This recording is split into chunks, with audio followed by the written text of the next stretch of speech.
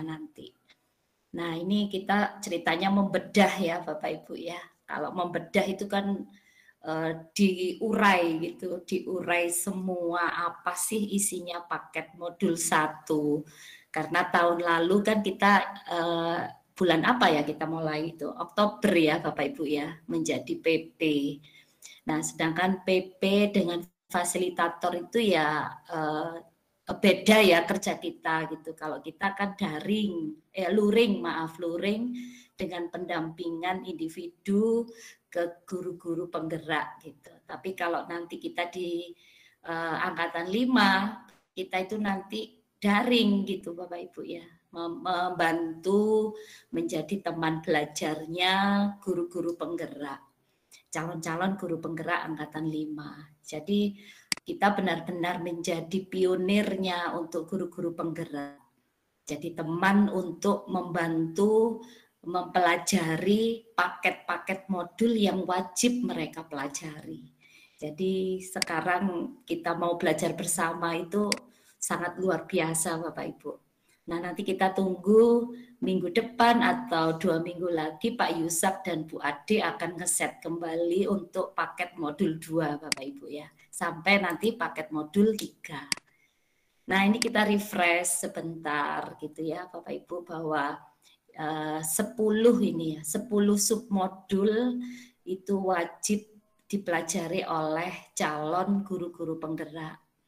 Nah sekarang kita mau belajar bersama di paket modul 1 yang berisi 4 ya Bapak Ibu ya, 4 sub. Nah 4 sub ini adalah satu kesatuan yang berhubungan erat sekali. Jadi berpedoman dengan filosofi pendidikan Bapak KHD ya, ini Ki Hajar Dewantara gitu. Jadi yang harusnya 100 tahun yang lalu itu, 100 tahun yang lalu itu untuk saat ini harusnya kita sudah menjadi negara yang sangat-sangat luar biasa kan Bapak Ibu, dengan pendidikan yang memerdekakan. Tapi ya ternyata baru sekarang tergali kembali gitu. Jadi kita patut berbangga gitu dengan tim Kemendikbudristek yang digawangi oleh Mas Menteri, kemudian Pak Dirjen dan tim-timnya. Jadi waktu saya diundang di kantornya Kemdikbud itu saya sangat terharu dan bangga gitu loh dengan misi visinya ke depan tentang Indonesia untuk pendidikannya. Ternyata digawangi sudah dipikirkan matang gitu loh Bapak Ibu. Jadi modul-modulnya, instrukturnya, pembuat modulnya, akhirnya dipilihlah kita ya, akhirnya menjadi bagian dari transformasi pendidikan ini. Jadi benar-benar kita harus bangga gitu dengan proyek atau proyek ini gitu Bapak Ibu. Nah kemudian setelah kita tahu filosofinya KHD, lah bagaimana gitu loh peran kita sebagai guru, praktisi pendidikan, orang tua ya, nilai-nilainya seperti apa untuk menuju Indonesia yang maju gitu. Kemudian visinya apa, dan yang terakhir kita itu bagaimana membangun budaya-budaya positif dengan berdasarkan filosofi tersebut tadi. Jadi di dalam pikiran kita itu yang ada harus positif, positif, dan positif. Jadi negatif itu hilang gitu. Walaupun sebenarnya banyak problem, banyak kendala, tetap kita berpikir positif. Nah, nanti minggu depan atau kapan kita masuk ke paket 2. Nanti kita bergantian siapa yang akan menjadi narasumbernya Bapak Ibu ya. Kita belajar bersama. Nah, nanti itu juga satu paket lagi bagaimana kita mendiferensiasikan anak-anak kita, bagaimana memberi pembelajarannya, kemudian bagaimana sosial emosionalnya, dan terakhir coaching ya. Coachingnya seperti apa, pelatihannya untuk anak-anak, untuk kita sebagai guru, itu satu paket juga. Dan yang terakhir nanti bagaimana kita menjadi pemimpin pembelajaran yang dapat mengambil keputusan yang bijak, mengelola sumber daya di setiap sekolah-sekolah yang kita berada ya Bapak Ibu.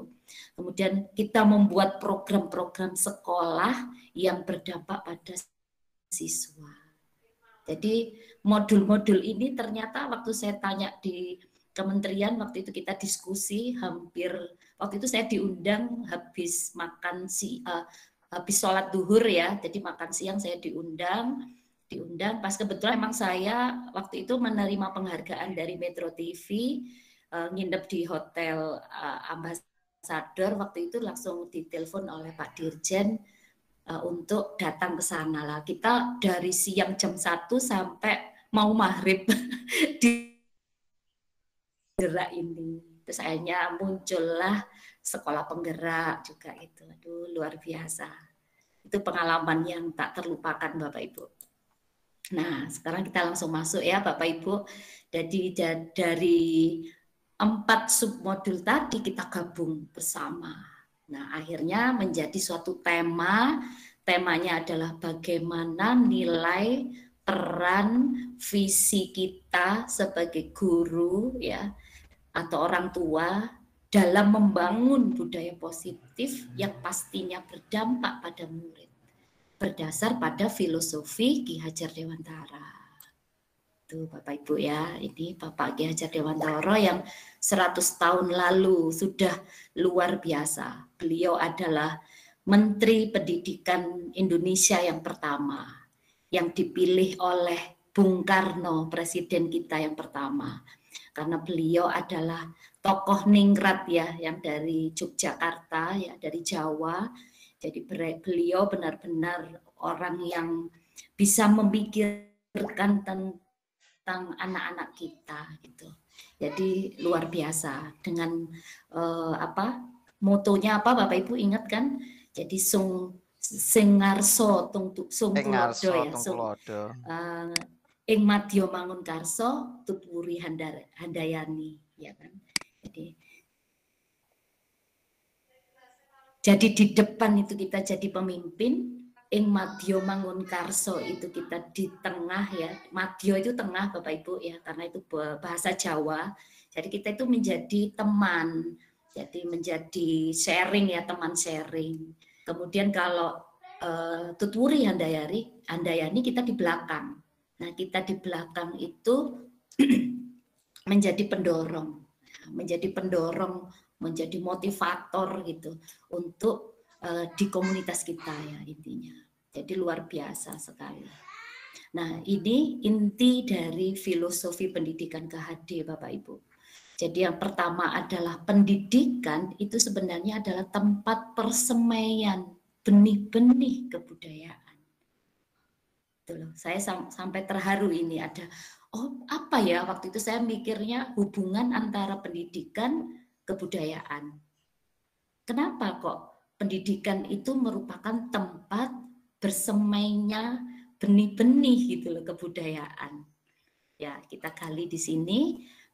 Ternyata pendidikan dan kebudayaan itu merupakan satu kesatuan yang utuh Bapak Ibu. Itu di modul 1.1. Jadi merupakan satu kesatuan utuh. Jadi pendidikan mendasari kebudayaan, kebudayaan mendasari pendidikan. Karena dengan pendidikan dan kebudayaan ini yang menjadi satu, itu akhirnya menjadi landasan membentuk peradaban bangsa, Bapak Ibu. Peradaban bangsa Indonesia itu akan dibawa kemana? Itu dipengaruhi oleh pendidikan dan kebudayaan ini, gitu. Dari Sabang sampai Merauke, perbedaan suku, perbedaan ras, ya, perbedaan agama, kemudian macam-macam bahasa, suku itu ternyata menjadi landasannya pembentukan peradaban bangsa kita. Makanya kenapa Bapak Ki Hajar Dewantara mengatakan bahwa pendidikan itu sebenarnya benih-benih, jadi disemaikan, disebarkan gitu. Jadi disebarkan pendidikan kebudayaan itu gitu loh. Jadi tempatnya di pendidikan itu. Jadi sangat luar biasa. Nah, itu yang menjadi filosofi yang pertama untuk Bapak kita, Ki Hajar Dewantara. Nah, sekarang yang kedua itu adalah perubahan, Bapak Ibu. Nah, ini yang tadi kan, yang pertama adalah pendidikan itu tempat bersemainya benih-benih kebudayaan. Yang kedua adalah perubahan, bahwa ternyata pendidikan itu tidak bisa akan statis gitu loh. Jadi harus berubah. Nah, berubahnya itu dianalogikan seperti tata surya, Bapak Ibu. Nah, ini filosofi pendidikan KHD yang saya sangat luar biasa gitu loh, Bapak pendidikan kita memikirkan sampai seperti itu. Jadi kita lihat di sini tata surya. Ya kan? Dia itu dipengaruhi oleh gravitasi yang jelas. Ya kan? Ada porosnya. Kemudian sebagai utama adalah matahari, dikelilingi oleh planet-planet, ya kan? Planetnya aja bentuknya juga berbeda-beda. Ada yang punya cincin, nah ini namanya Saturnus. Kemudian ada Merkuri yang kecepatannya sangat cepat sekali dibanding Venus yang agak lambat, Jupiter yang besar, ya kan? Kemudian kita yang ada di bumi, nah itu bentuknya ada kayak peta ini kan. Nah ini filosofi yang menurut Bapak Ki Hajar Dewantara mengatakan bahwa mereka itu selalu bergerak, Bapak Ibu, ya kan? Selalu bergerak, tidak pernah berhenti, tidak pernah statis. Setiap detik, setiap menit, setiap jam dia berputar gitu, gerak terus. Nah, ini yang diibaratkan oleh Bapak Ki Hajar Dewantara adalah sebagai kebudayaan, pendidikan gitu loh. Jadi tidak bisa statis gitu. Jadi mereka selalu dinamis. Nah, itu analogi yang disampaikan oleh Bapak Ki Hajar Dewantara, Bapak Ki Hajar Dewantara. Ya, bentuknya juga berbeda-beda. Nah, ini ibaratnya anak-anak kita, Bapak Ibu.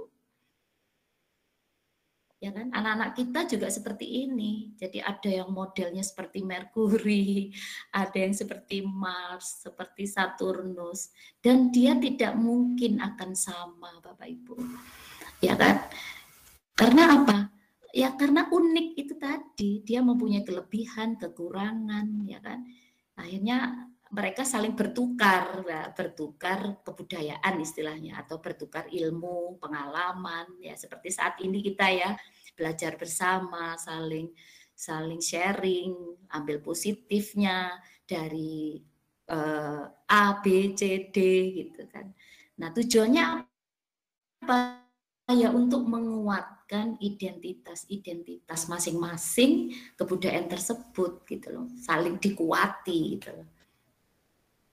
Tapi tidak bisa menjadi sama gitu loh. Jadi intinya menguatkan. Nah kemudian sumbunya itu satu. Nah, jadi muter gitu. Nah apa yang menjadi filosofi pendidikan KHD porosnya? Porosnya adalah nilai-nilai kemanusiaan, Bapak Ibu. Jadi kita berbeda-beda kan, ada A, ada B, ada C, karakter ini, tapi sumbunya tetap nilai-nilai kemanusiaan. Kita harus saling menghormati, saling menghargai antar suku, antar agama, tidak terjadi perpecahan gitu kan, tidak ada gontok-gontokan, kita saling menghormati. Nah, itulah yang disebut dengan kebudayaan, itu selalu dinamis, Bapak Ibu. Kalau berhenti, bisa bayangkan, planet ini kalau misalnya berhenti, wah akan terjadi apa kalau berhenti? Mungkin akan terjadi, bukan mungkin ya, pasti akan terjadi kekacauan. Chaos ya, istilahnya namanya chaos. Gitu Bapak Ibu. Luar biasa ya Bapak Ibu ya, filosofi dari Bapak Ki Hajar Dewantara gitu. Ini saya ambil dari buku beliau gitu tentang filosofi pendidikan KHD, dan juga saya ambil dari LMS ya, LMS kita waktu belajar. Nah kemudian sekarang relevansi pemikiran Ki Hajar Dewantara apa? terhadap transformasi pendidikan, relevansinya berdasarkan tadi itu ya, planet-planet yang berputar pada sumbunya, ya kan? Sumbunya itu adalah nilai-nilai kemanusiaan, perbedaan suku, perbedaan karakter ya, unik-unik ya, kemampuan anak-anak. Nah, itu ternyata ada 3 Bapak Ibu. Yaitu yang pertama namanya kodrat keadaan, kemudian yang kedua prinsip dari perubahan itu, apa sih prinsipnya, dan yang ketiga apa yang harus berubah. Nah, itu dari 3 kerangka perubahan yang tadi analoginya berupa planet yang berputar tadi. Nah, kita gali satu persatu yang kodrat keadaan. Nah, kodrat keadaan ini ada 2, yaitu kodrat alam dan kodrat zaman, Bapak Ibu. Ini tidak bisa dipungkiri, karena kodrat itu selalu ada alam, ada zaman. Gitu.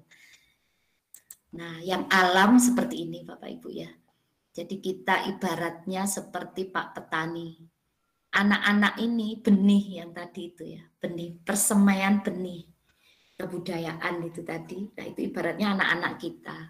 Kalau kita menanam padi, pasti tumbuhnya padi. Gak mungkin kita nanam padi, tumbuhnya jagung. Nah ini yang disebut kodrat alam. Nah nanti akan ditanam di tanah yang gembur, hasilnya seperti apa. Atau tanah yang gersang, hasilnya seperti apa. Atau tanahnya gembur tapi tidak pernah diberi pupuk, tidak pernah diberi air, tidak pernah dirawat. Nah, hasilnya juga seperti apa pasti kita akan tahu. Ya kan? Atau tanahnya gersang tapi kita sebagai orang tua, pendidik, orang guru, ya, petani itu dengan rajin, dengan open namanya, ya, merawatnya dengan baik, ya, hasilnya pasti akan bagus gitu loh.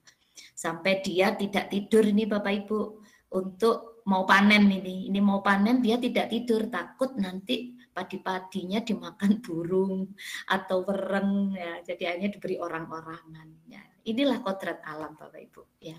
Tidak bisa dipungkiri ini nggak akan bisa untuk mendebatnya gitu, mendebatnya bahwa nanti padi tumbuhnya jagung gitu kan. Ya, ini kodrat alam. Nah, berikutnya kodrat zaman itu sangat-sangat mempengaruhi kodrat alam itu tadi. Ya, ini kita dulu pernah umur 17 tahun, 16 tahun. Ya, tapi anak-anak kita belum pernah usia seperti saya, 45 tahun. Ya, jadi kita sebagai orang tua harus bisa mengikuti kodrat zaman ini. Anak-anak itu seperti apa ya harus kita ikuti. Jangan anak-anak suruh ikut kita gitu loh. Jelas dia tidak akan pernah berumur 45 tahun gitu. Tapi kita pernah umur 17 tahun gitu.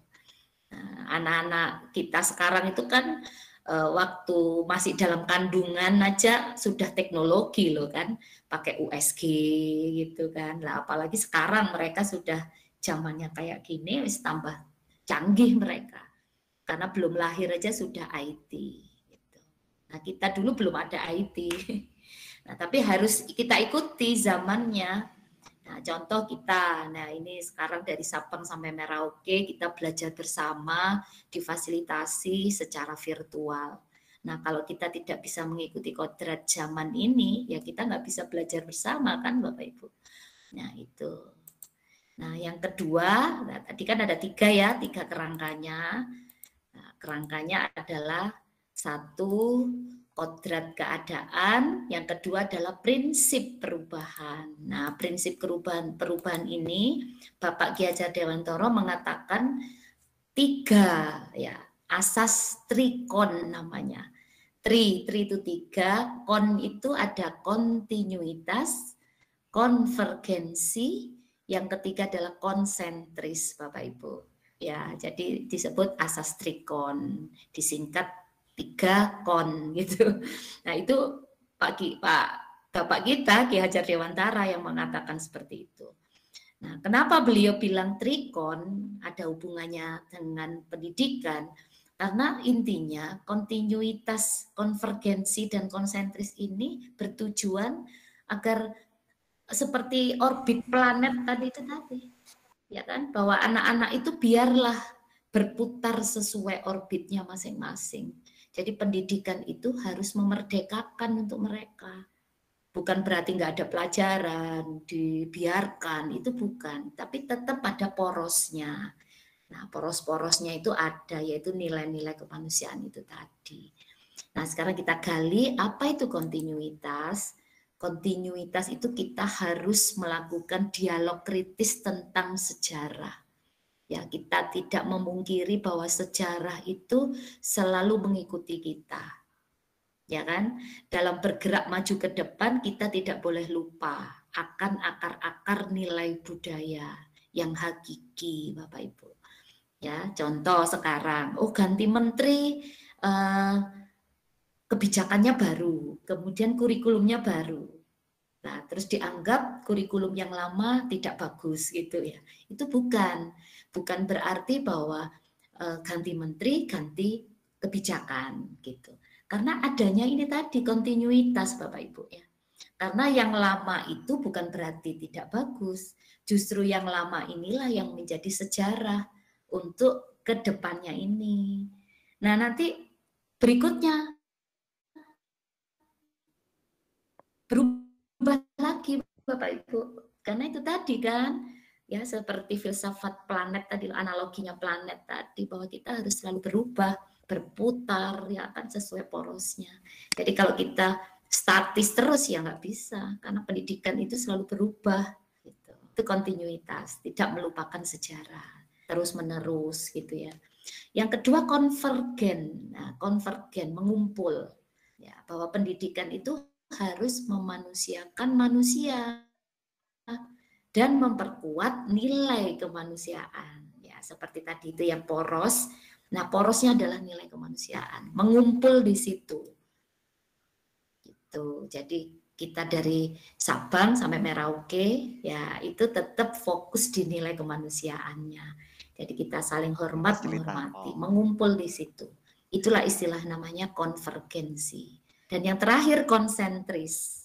Jadi konsentris itu artinya seperti di planet tadi, beredar sesuai orbitnya.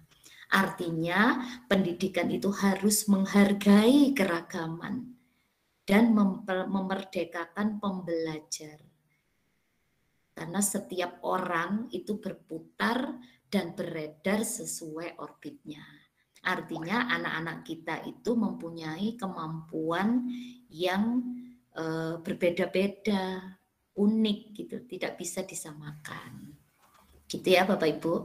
Masih dengar suara saya ya Bapak Ibu? Masih Ibu. Jelas Ibu. Masih Ibu dengar, sangat jelas. Saya takutnya tahu-tahu loh aku kok ngomong sendiri, saking seriusnya Bu. Ya oke, biar guyonan ya Bapak Ibu. Lanjutkan Ibu. Nah, ya, oke, selanjutnya tiga tema,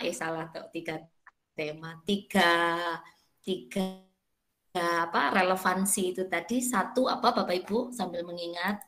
Nah, ini saya ulang kembali. Kan sini soalnya ini yang ke satu kan kodrat keadaan tadi sudah. Yang kedua prinsip ya, prinsipnya ada trikon itu tadi. Nah, yang terakhir adalah apa yang harus berubah. Nah, ini kerangkanya perubahan milik KHD. Nah, apa yang berubah? Nah, kira-kira apa ya yang berubah di dalam diri kita, di dalam diri anak-anak kita? Yaitu budi pekerti Bapak Ibu. Ternyata dari dua kata, yaitu budi, yang kedua pekerti. Apa itu budi? Budi itu ada 3 komponen, yaitu cipta.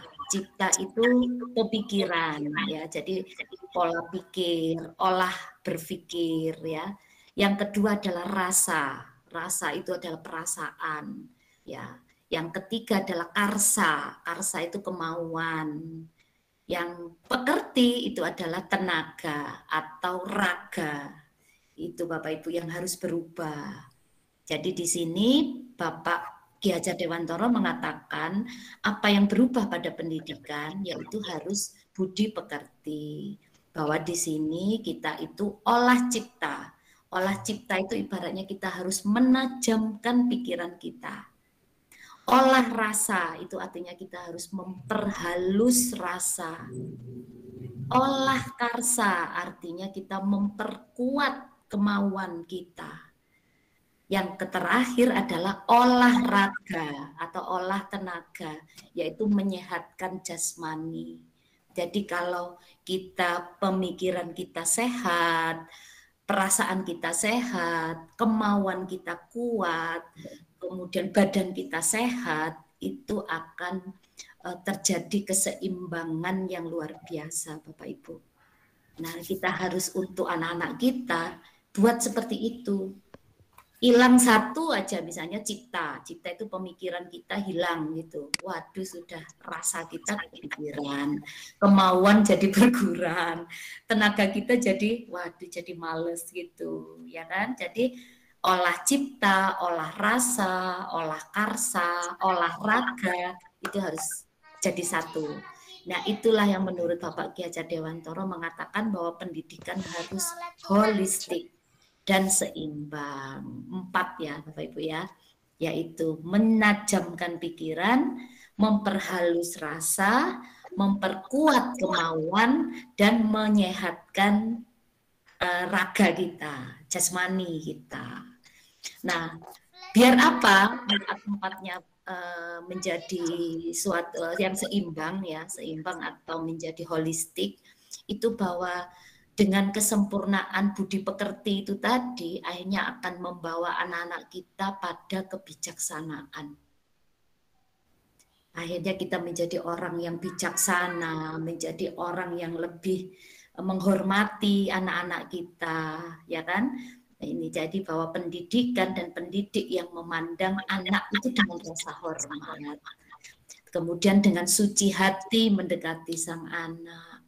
Bebas dari segala ikatan, ya kan? Karena seperti analogi planet itu tadi. Tapi bukan berarti bebas-bas gitu kan?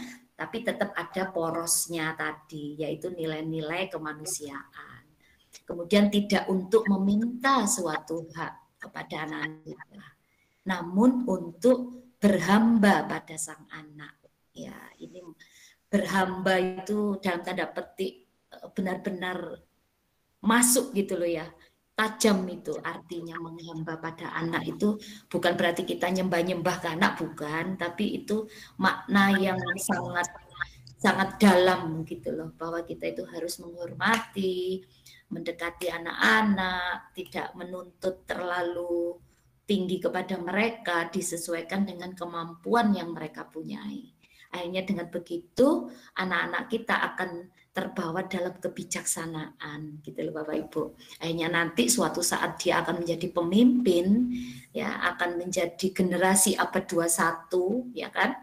Kita kan sudah memberikan tongkat estafet ke mereka bahwa abad 21 ayo buat mereka menjadi orang-orang yang bijaksana, menyikapi suatu masalah itu menjadi lebih bijaksana. Itu awalnya karena kesempurnaan budi pekerti itu tadi.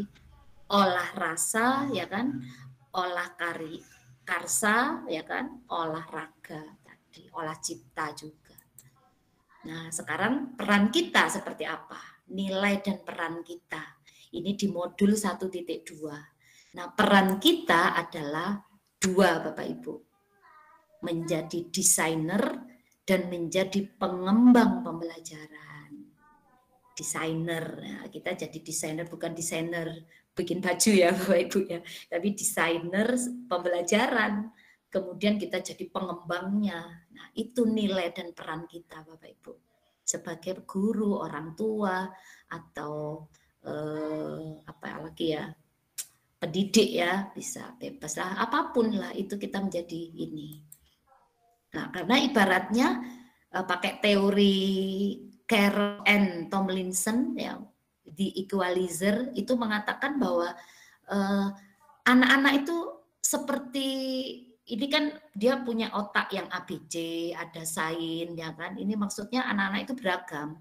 Nah, kita sebagai orang tua itu seperti ngeset ini loh Bapak Ibu, musik ya, salon ya, atau ya namanya equalizer gitu. Kita setel, oh ini kurang enak, bassnya kurang keras, oh ini kurang kecil. Nah, kita atur sedemikian rupa agar enak gitu didengarkan musiknya atau lagunya gitu ya.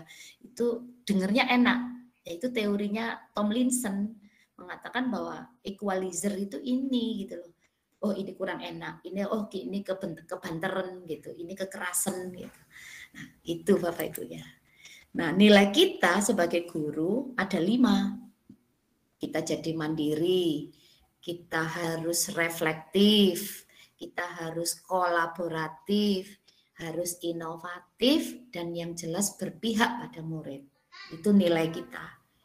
Nilai guru penggerak ya di sini istilahnya. Nanti kalau kita melatih guru-guru penggerak, ya nilai Anda ini. Jadi Anda harus belajar mandiri, belajar reflektif, kolaboratif, ya kan? Karena kita nggak bisa kerja sendiri. Kita harus bersama-sama, belajar bersama, membutuhkan satu sama lainnya, gitu kan? Seperti analogi planet itu tadi, ya kan? Harus ada orbit juga. Nah, kemudian peran kita. Nah, peran kita sebagai guru penggerak adalah 1, menjadi pemimpin pembelajaran, menggerakkan komunitas, menjadi coach bagi guru lain, mendorong kolaborasi, kemudian mewujudkan kepemimpinan murid atau siswa. Jadi sangat luar biasa kan Bapak Ibu? Ya, jadi nilai dan peran kita itu sangat-sangat menjadi ya intinya namanya teladan ya. Kita harus menjadi teladan untuk guru-guru lain, teman-teman kita di lingkungan kita, kemudian bagi murid-murid kita terutama. Itu Bapak Ibu, nilai dan peran guru penggerak. Nah, ini salah satu contoh saya di komunitas saya ini Bapak Ibu. Saya mengajak teman-teman saya untuk saling berbagi, berkolaborasi, mandiri, saling berefleksi untuk belajar bersama ini Bapak Ibu. Dan saya berusaha untuk menjadi teladan untuk teman-teman saya ini. Saya ini ikut pendidikan guru penggerak. Nah, inilah contoh aksi nyata saya. Tak berikan contoh ini bagaimana kita memberikan pembelajaran yang menyenangkan untuk anak-anak kita. Kemudian mengajak mereka untuk selalu menghargai anak-anak. Tidak ada yang bagus, tidak ada yang jelek, karena semua punya keunikan masing-masing. Dan selalu diberi reward, penghargaan untuk anak-anak kita. Nah, ternyata puji Tuhan, alhamdulillah teman-teman saya menjadi terinspirasi Bapak Ibu. Gitu Bapak Ibu ya. Ini contoh ini saya fotokan. Nah, sekarang apa keterkaitan antara nilai dan peran kita sebagai guru, praktisi pendidikan juga dengan filosofis Ki Hajar Dewantoro, ya kan, yang seperti tadi yang kita pelajari bersama. Nah, keterkaitannya adalah itu tadi yang sebelumnya saya bicarakan tadi ya, ing ngarsa sung tulodo, ing madya mangun karso, tutwuri handayani. Nah, ini kita menjadi teladan, menjadi penuntun dan merdeka. Teladan itu tadi kita di depan, ing madya ing ngarsa sung tulodo, itu bahasa Jawa ya Bapak Ibu ya. Ya, itu ing ngarsa sung tulodo, tulodo itu teladan, ing madya, madya itu di tengah. Nah, ing madya mangun, mangun itu bangun, karso, karso itu kemauan. Ya, jadi kita menjadi teman belajar mereka, mensupport juga. Dan terakhir, tutwuri handayani. Jadi kita di depan, di tengah, di belakang, tetap menjadi teladan untuk teman-teman kita dan murid-murid kita, Bapak Ibu. Nah, sekarang strateginya apa? Ya, untuk mencapai nilai dan peran guru penggerak itu tadi. Nah, pertama Bapak Ibu, kita harus luruskan niat dulu. Kita harus luruskan niat, itu penting. Yang kedua, ayo kita belajar lebih giat. Yang ketiga, ayo kita berbagi, berdiskusi dengan sesama rekan, dengan komunitas, itu bebas Bapak Ibu. Nah, itu strateginya. Yang keempat, ayo terus mencoba hal-hal baru, berinovasi dalam pembelajaran. Dan yang terakhir, ayo kita ikuti kegiatan-kegiatan yang positif yang dapat meningkatkan kompetensi diri. Nah, ini strateginya. Nah, kemudian perlu juga kita dukungan Bapak Ibu, tidak mungkin kita akan bekerja sendiri. Nah, itu nanti biasanya di alur merdeka itu ada di demonstrasi kontekstual. Nah, nanti kita ada poin-poin yang di alur itu yang perlu untuk kita berdemonstrasi ya untuk hasil dari pembelajaran modul-modul itu. Nah, yang pihak-pihak yang sangat membantu kita yang pertama kali adalah memang keluarga, Bapak Ibu. Kalau keluarga sudah tidak bisa menopang, tidak bisa mendukung, itu akhirnya menjadi timpang. Kemudian setelah keluarga, kepala sekolah. Nah, kebetulan saya guru ya. Kalau guru, saya pasti akan selalu cerita ke kepala sekolah saya, selalu izin ke kepala sekolah saya. Itu penting gitu. Kemudian kepada teman guru itu juga kita harus diskusi, ngobrol ya, bahwa oh ini loh saya belajar ini sekarang, saya melakukan kegiatan ini. Nah, terakhir pasti murid Bapak Ibu. Nah, inilah pihak-pihak yang dapat membantu strategi kita, visi kita agar tercapai gitu Bapak Ibu. Nah, kemudian masuk ke visinya guru penggerak itu harus berpedoman pada visi pendidikan Indonesia, yaitu mewujudkan Indonesia yang maju, ya kan, mandiri, kepribadian dan terciptanya profil pelajar Pancasila. Nah, inilah yang disebut dengan nilai-nilai kemanusiaan itu tadi Bapak Ibu, yang menjadi porosnya atau sumbunya dari analogi tata surya tadi. Jadi harus ada beriman pasti, kebinekaan global, bergotong royong, mandiri, bernalar kritis, kreatif. Nah, ini nanti diwujudkan dalam pembelajaran-pembelajaran di kelas-kelas gitu Bapak Ibu. Nah, apa sih visi? Visi itu sebenarnya kalau saya tuliskan di sini itu langsung saya rangkum ini Bapak Ibu. Karena di LMS itu panjang ceritanya dan tidak ada kesimpulan gitu ya. Apa itu visi? Cuma berupa cerita-cerita dan video. Nah, ini kalau saya simpulkan di sini visi itu adalah impian, cita-cita atau nilai ya dari sesuatu yang menjadi tujuan untuk masa depan. Nah, itu visi ya yang akan kita wujudkan, itu namanya visi. Nah, visinya adalah yang berdasarkan KHD itu tadi, bahwa kita menuntun segala kodrat yang ada pada anak-anak. Ya, ini keunikan yang keberagaman anak-anak itu harus kita hormati. Kita tuntun. Belum disiplin, ya ayo kita disiplinkan. Belum tanggung jawab, ayo kita tanggung jawabkan. Diajari, diberi contoh dengan kata-kata yang baik, kata-kata yang bijak, yang mendorong, memotivasi gitu Bapak Ibu. Dan kemudian karakter dan pembiasaan praktek baik. Nah, anak-anak diberi contoh. Ini cara ini jangan buang sampah sembarangan. Kemudian ayo ada temennya yang jatuh kita tolong. Dengan tanaman lah kita rawat, saling bantu-membantu. Nah, dari kecil dididik seperti ini, nanti di kemudian hari mereka dewasa itu menjadi anak-anak yang peduli, anak yang bijaksana itu tadi ya kan. Bijaksana dari budi pekerti itu tadi. Nah, sekarang bagaimana kita membangun budaya positifnya? Nah, ini submodul yang terakhir ya Bapak Ibu. Nah, ini yang harus kita lakukan Bapak Ibu. Ada 8, saya rangkum ini dari modulnya. Yang pertama, jadikan diri sebagai contoh atau teladan. Ya kan? Yang kedua, jadilah guru yang tidak hanya sekedar mementingkan nilai.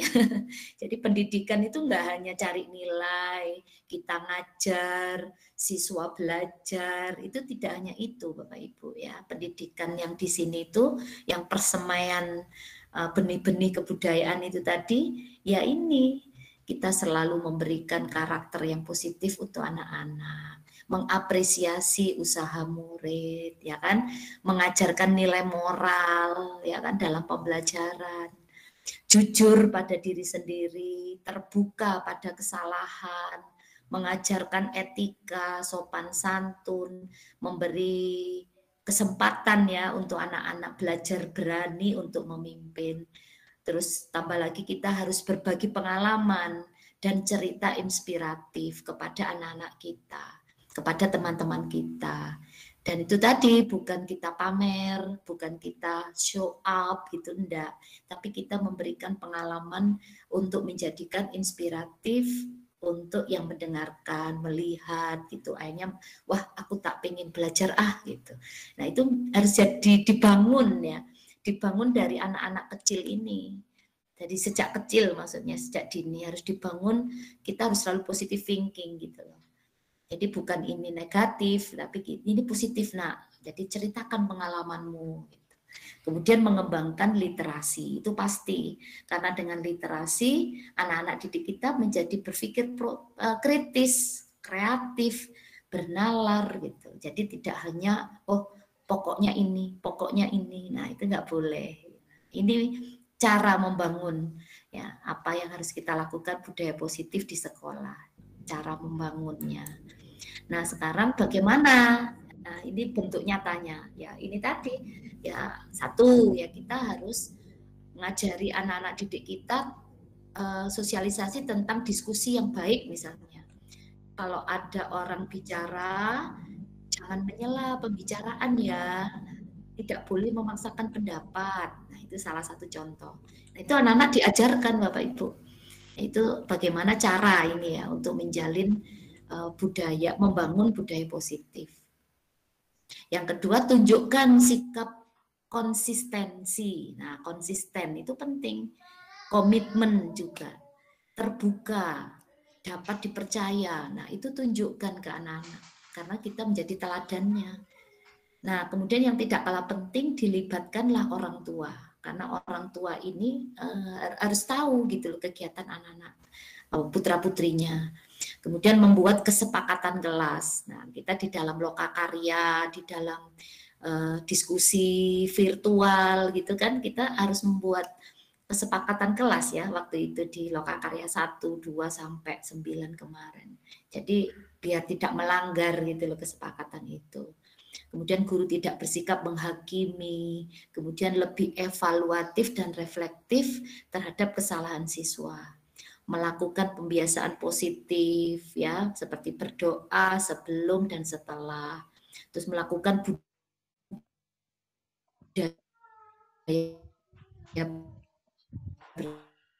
bersih,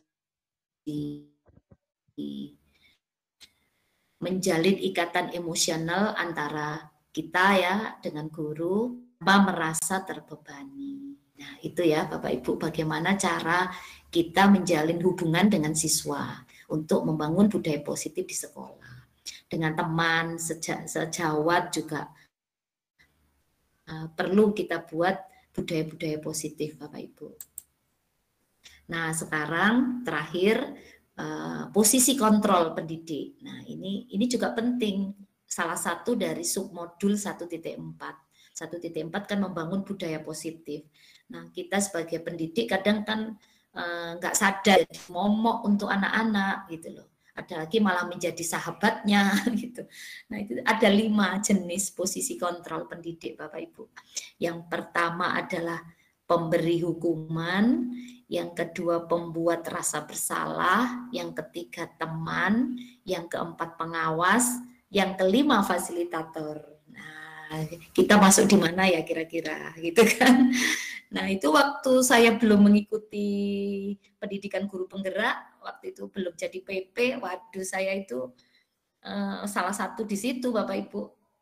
Ternyata nggak boleh. Ternyata kalau kita posisi kontrol kita salah, ternyata anak-anak itu memanfaatkan kita gitu. Itu justru malah tidak mendidik murid-murid kita ternyata, anak-anak kita gitu. Aduh. Nah, akhirnya setelah mengikuti pendidikan guru penggerak ini, akhirnya saya waduh, saya harus berubah ini gitu. Nah, ini salah satunya Bapak Ibu. Contoh ya. Nanti PPT-nya saya berikan. Ternyata kalau pemberi hukuman ya, kalau kita masih masuk di jenis ini, pemberi hukuman, itu anak-anak itu condong menjadi anak yang nggak peduli loh Bapak Ibu ya. Mereka menjadi pemberontak, menjadi suka menyalahkan, dan mengulang hal-hal yang sama untuk melakukan perlawanan. Karena Bapak Ibu menjadi pemberi hukuman gitu loh. Karena kita suka berteriak-teriak, jika kamu tidak titik-titik gitu ya, maka kamu. Nah itu ternyata nggak boleh. Gitu. Nah yang kedua, pembuat rasa bersalah. Nah itu diantaranya saya pernah itu menceramai terus gitu. Kamu itu seharusnya tahu ya mana yang benar, mana yang salah. Nah akhirnya dia bilang, ya Pak, Bu, maafkan saya gitu. Ternyata untuk anak-anak itu menjadi dia memilih berbohong dan menyangkal gitu loh. Karena dia khawatir, wah nanti aku kalau gini dianggap salah. Nah itu loh. Nah ternyata kita itu menjadi kontrol guru yang salah gitu loh tuh anak-anak, karena membuat mereka menjadi serba salah itu ternyata nggak boleh. Jadi jangan suka menceramai terus gitu. Menuding-nuding, berteriak-teriak juga nggak boleh, itu pemberi hukuman ya. Nah sekarang tambah lagi yang kita sebagai teman, wah biar kita jadi kayak temennya, anak-anak jadi baik sama kita, itu ternyata juga nggak boleh ya kan. Nah akhirnya ngomong dia, lain kali ya, siswa kecewa dia, saya pikir ibu itu teman saya loh. Akhirnya gitu dia, ternyata dia kecewa gitu loh.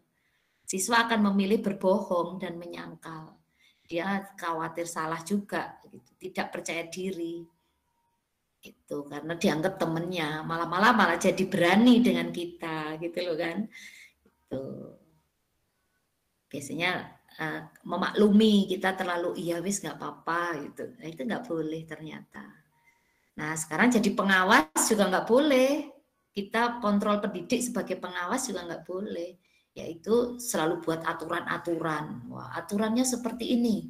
Kamu harus gini, kamu harus gini.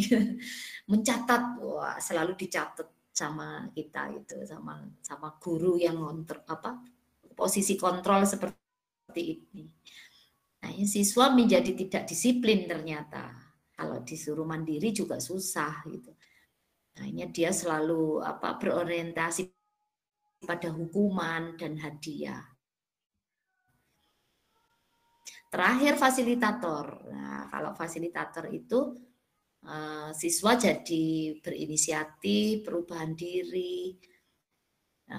Kemudian kalimat yang dipakai biasanya gini, apa sebenarnya cita-citamu? Atau hal yang mau dicapai nanti apa ya. Jadi fasilitator itu selalu bertanya dan selalu membuat kesepakatan-kesepakatan. Nah akhirnya nanti anak-anak menjadi tanggung jawab terhadap keputusannya itu. Nah kira-kira Bapak Ibu yang ada di mana ya. Nah itu kita harus bisa mengatur posisi ini Bapak Ibu. Jadi kapan kita mau jadi teman, kapan kita jadi fasilitator mereka, kapan jadi pemberi hukuman. Nah ini harus kita kontrol, gitu ya Bapak Ibu. Untuk apa ya? Biar anak-anak itu merasakan merdeka belajar gitu loh. Yang waktu itu sudah diluncurkan tanggal 11 Desember 2019. Sudah 2 tahun lalu ini. Merdeka belajar. Pendidikan yang memerdekakan menurut Bapak Ki Hajar Dewantoro ya itu tadi, bahwa anak-anak itu harus seperti analogi planet tadi berputar sesuai porosnya, biarlah dia bergerak setiap detik, setiap menit, selalu bermacam-macam bentuknya, keunikannya, tetapi tetap dalam nilai kemanusiaan gitu. Karena kunci utamanya adalah di pengajaran ini Bapak Ibu yang kita lakukan di kelas-kelas kita, agar pendidikan di Indonesia menjadi maju sesuai yang kita harapkan. Dan tidak terasa kita sudah memasuki 15 episode ini Bapak Ibu. Hebat ya Pak Dirjen dan Mas Nadiem ini dan timnya. Karena beliau benar-benar memikirkan sampai sudah 15 episode.